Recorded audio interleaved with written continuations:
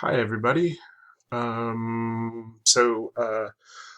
need to run through a little video here to show you guys how to use Excel and compute the z-scores, especially for WeBWorK here. WeBWorK requires you to be really, really exact. So I'm on module 4, problem number 8. The temperature in a random location in a kiln used in the manufacture of bricks is normally distributed with a mean of 900 and a standard deviation of 40. If bricks are fired at a temperature above 1090, they will crack and be disposed of. If the bricks are placed randomly throughout the kiln, the proportion of bricks that crack during this process is closest to blank. Again, your answer should be in decimal form, and they tell you how to do decimals. Okay, so let's get Excel open here. I will do all of these problems in Excel as I go along here.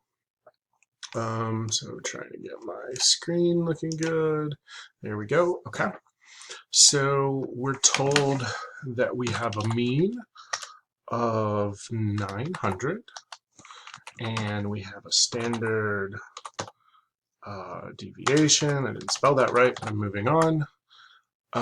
Standard deviation of 40, and we have a temperature, let's call that our x, our value, or we have a temperature of 1090. So if we're going to compute our z-score,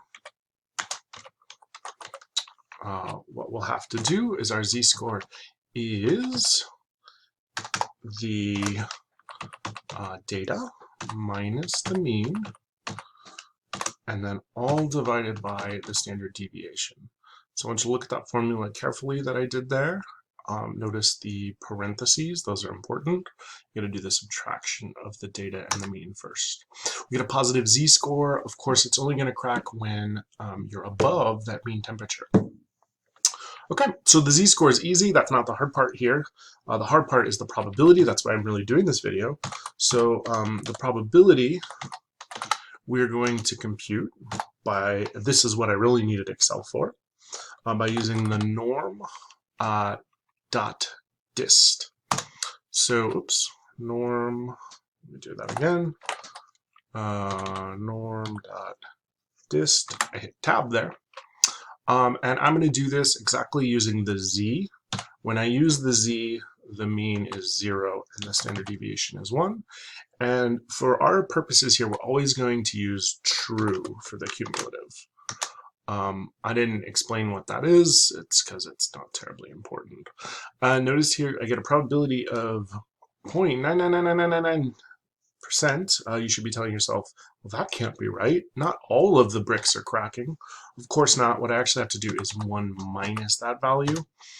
If we think about what it looks like, we would have our bell curve, and what I've gotten is everything below that temperature. I want everything above that temperature. So I get this value here. This is not actually the value. Unfortunately, Excel did the scientific notation thing here. So what I'm going to do is I'm going to go ahead and copy it, and I'll paste it over here. And I'll go, okay, I don't need this E. The E means that I have 6 decimal places. So what I'm going to do is I'm going to put 6 zeros. So that's 1, 2, 3, 4, 5, 6. All right.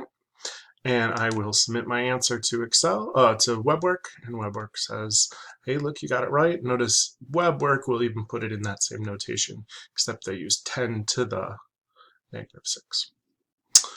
Okay, cool. I would also like to do problem number 7.